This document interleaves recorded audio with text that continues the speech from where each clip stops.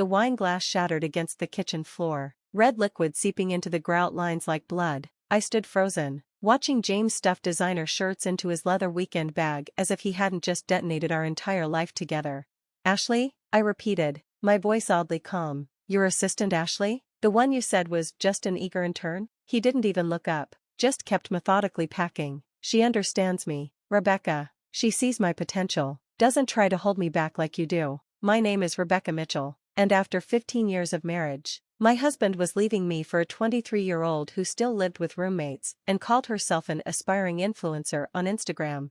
"Hold you back?" I laughed, but it came out hollow. "I supported you through law school, helped you build your practice from nothing. How exactly did I hold you back?" James finally looked up, his handsome face twisted into something I didn't recognize. "By being so damn perfect all the time. The successful investment banker who never makes mistakes. Do you know how suffocating that is?" I stared at him, really seeing him for the first time in months. The expensive new clothes, the gym membership he suddenly couldn't live without, the late nights at the office that never quite added up. All the signs had been there, I just hadn't wanted to see them. "And the trust fund?" I asked quietly. "The one we built together?" His smile turned smug. "Already taken care of. Had the papers drawn up last week. Technically, as managing partner of the firm, I had every right to protect our assets. The trust fund, $12 million we'd accumulated over 15 years of careful investing, smart career moves, and sacrifices." My stomach churned as I thought about all those nights I'd stayed late at the office, all the vacations we'd postponed, the family we'd put off starting because we were building something together. Or so I'd thought. "You can't just take it," I said, but even as the words left my mouth, I knew he could. James was a corporate lawyer, he knew exactly how to manipulate the system. He zipped up his bag with a flourish. "Actually, I can. And I did. Don't worry though, I left you enough to get by. Consider it a parting gift." I watched him stride toward the door of our penthouse apartment, designer bag in hand, looking every bit the successful lawyer about to start his exciting new life. He paused at the threshold, turning back with that practiced courtroom smile. "Oh, and Rebecca? Ashley and I are getting married in June. She's always dreamed of a summer wedding." The door clicked shut behind him, leaving me alone in the pristine kitchen I'd redesigned just last year, alone with the shattered wine glass, the seeping stain, and the knowledge that my husband of 15 years had just walked out on me. But here's what James didn't know, what his legal expertise and inflated ego had failed to consider. I wasn't just a successful investment banker, I was damn good at my job. And 3 months ago, when I first noticed the signs, I'd started preparing for exactly this moment. I pulled out my phone and dialed my lawyer, Margaret Chen. She answered on the first ring, as if she'd been waiting for my call.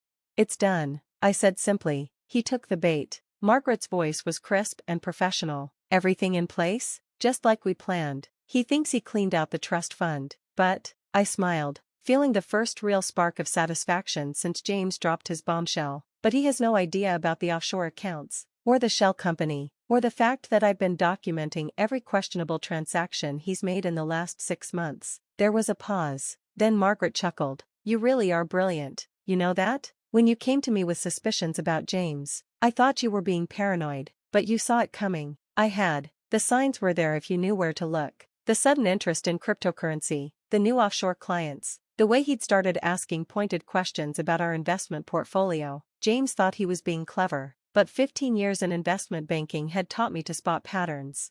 So I'd prepared, quietly, methodically. I'd moved most of our assets into new accounts he couldn't access, created a paper trail of his suspicious activities, set up a trap that would spring the moment he tried to clean out what he thought was our main trust fund. "How long until he figures it out?" Margaret asked. I glanced at my watch. "The fake trust fund transfer should clear in about an hour. Once he tries to access it, the fraud alert will trigger, and all his recent transactions will be flagged for review." Margaret sounded impressed. "You've really thought of everything." "Not everything. I hadn't thought about how empty our apartment would feel. Hadn't prepared for the ache in my chest when I looked at our wedding photo still hanging in the hallway. 15 years was a long time to love someone, even if they turned out to be a stranger in the end. My phone buzzed with a text from an unknown number. "You're so lucky James wants to be with me. Don't worry, I'll take good care of him. Ashley." Of course she'd get my number from him. I deleted the message without responding. The next few hours passed in a blur. I methodically went through our apartment, gathering James's remaining belongings into boxes, his favorite coffee mug, The ridiculously expensive golf clubs I'd bought him for Christmas. The framed law degree I'd helped him earn by working extra hours to pay his tuition.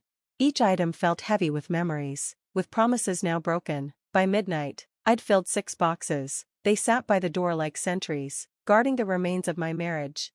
Then my phone exploded with notifications. First came the angry text from James, "What the hell did you do?" Then 3 missed calls. Finally, an email, his rage evident even in the subject line, "You will regret this." I poured myself a fresh glass of wine, careful to step around the stain from the broken one, and settled in to read his tirade. The email was exactly what I'd expected: threats of legal action, accusations of manipulation, demands that I fix this immediately or face consequences. Classic James, always believing he held all the cards. I typed out a simple reply: "I suggest you check your own accounts, specifically the transfers you've been making to Ashley's personal account for the last 3 months. The ones coded as business expenses but sent through your private server. I'm sure the Bar Association would be very interested in those." His response came seconds later: "You're bluffing." I wasn't. I had everything, every transaction, every coded email, every falsified expense report. I'd watched him dig his own grave for months, collecting evidence while he was distracted by his midlife crisis and his young girlfriend. Another text from Ashley popped up: "James is really upset. What did you do to him? This is so toxic." I blocked her number. The doorman called up to inform me that James was in the lobby, demanding to be let up. I declined. Let him stew overnight. Tomorrow would be soon enough to begin dismantling the life we'd built together. As I got ready for bed that night, I caught my reflection in the bathroom mirror. I looked tired, but there was something else there too, a strength I hadn't noticed before, maybe hadn't needed until now. I thought about the day James and I met, both young and ambitious, believing we'd take on the world together. We had, in a way, we'd built something remarkable. I just hadn't realized he'd been planning his exit strategy while I was planning our future. My phone buzzed one last time. A message from Margaret: "Everything's in motion. Get some sleep. Tomorrow's going to be interesting." She was right. Tomorrow would be the day James discovered exactly what happened when you underestimated your wife. But for now, I needed rest. I crawled into our king-sized bed, my bed now, and stared at the ceiling, listening to the quiet hum of the city below. 15 years of memories echoed through the empty apartment, but for the first time since James walked out, I didn't feel like I was drowning in them. Instead, I felt something unexpected: anticipation. Because tomorrow, James would learn that his carefully planned escape with his young girlfriend wasn't going to go quite the way he'd imagined. Tomorrow, he'd discover that the woman he'd dismissed as predictable and suffocating had outmaneuvered him at every turn. Tomorrow, the real games would begin. The next morning, I woke to 17 missed calls and over 30 text messages. James had been busy. His messages devolved from angry demands to desperate pleas as the night wore on, ending with a final text at 4:37 a.m. "We need to talk, please." I took my time getting ready, selecting a crisp white blazer and my favorite Louboutins. If I was going to watch my husband's world implode, I wanted to look impeccable doing it. Margaret called while I was doing my makeup. "Are you ready for this?" "He's been calling my office since 6 a.m. "I'm ready," I said, applying a final coat of red lipstick. "Is everything in place?" "The bank has frozen all the suspicious transfers. The Bar Association received our anonymous tip about his creative accounting. And that private investigator's report you commissioned? It's devastating." I smiled at my reflection. Perfect. Time to end this. The law firm of Mitchell Associates occupied the top 3 floors of a gleaming downtown high-rise. James had insisted on the location when we first opened it, claiming the view helped close deals. I hadn't set foot in the building since I'd first suspected his affair, but I still had my key card. Some things he'd forgotten to take away.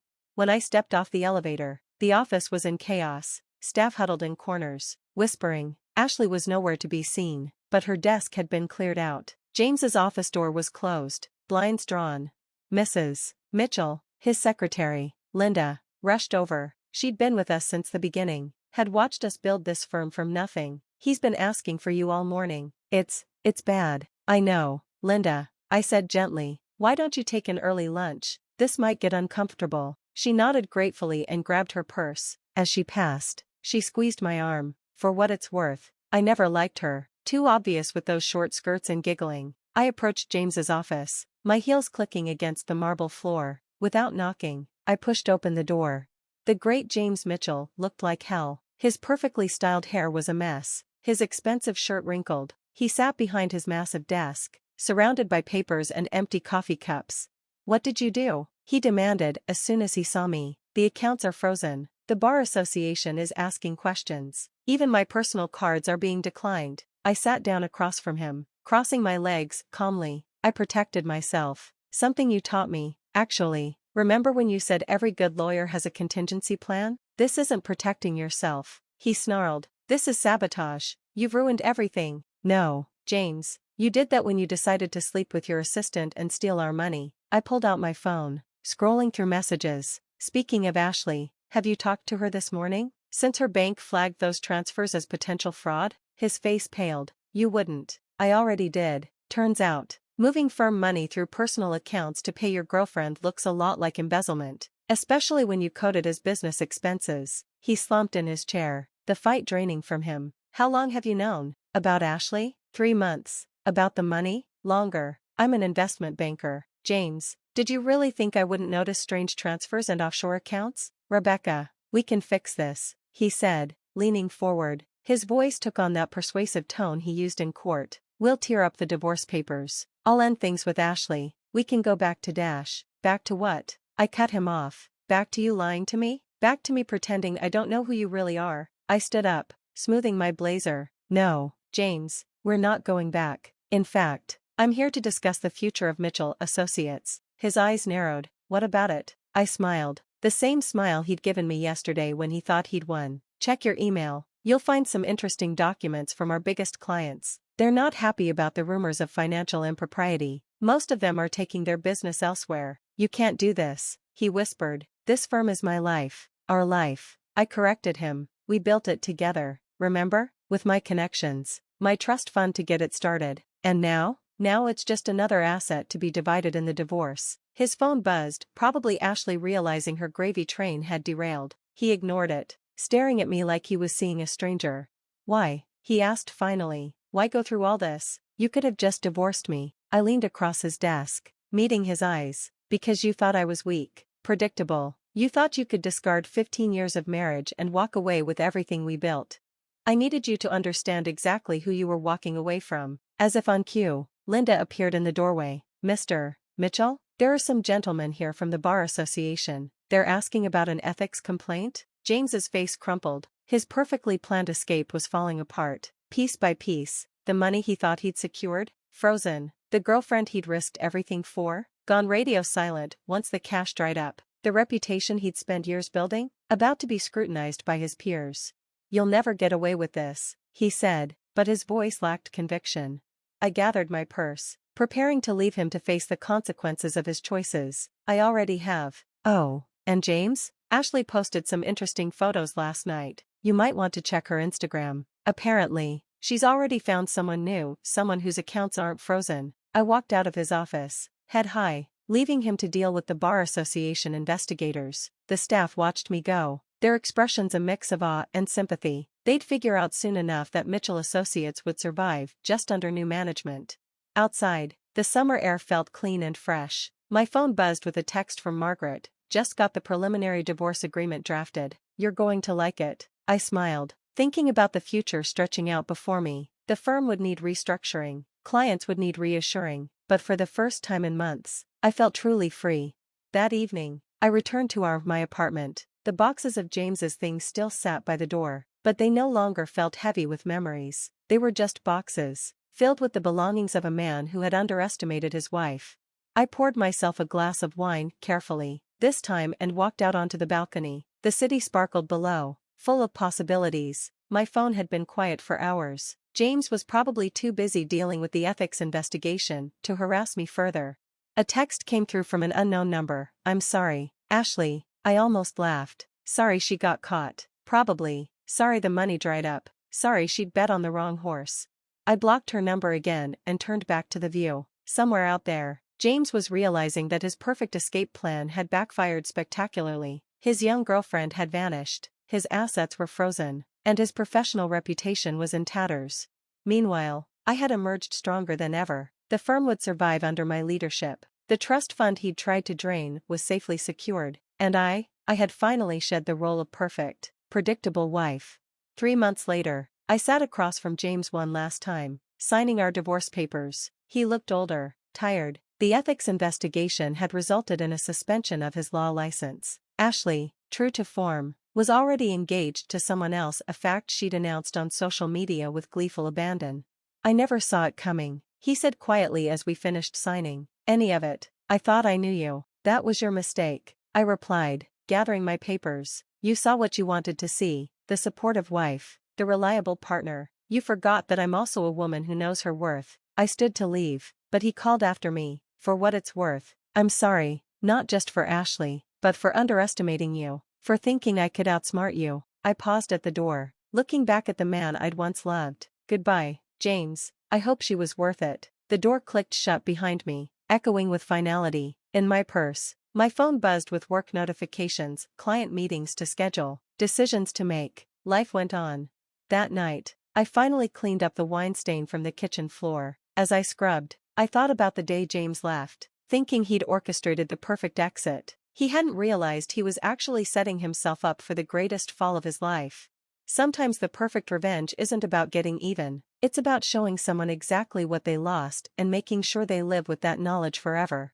I never told James about the second offshore account, the one even Margaret didn't know about. Some secrets, after all, are better kept, just like some lessons are better learned the hard way. The wine stain finally faded, leaving no trace of that fateful day. Like James's presence in my life, it had seemed permanent at first, a mark that would never fade, but with enough patience, enough determination, anything can be erased. Well, almost anything. The lessons? Those I'd keep forever.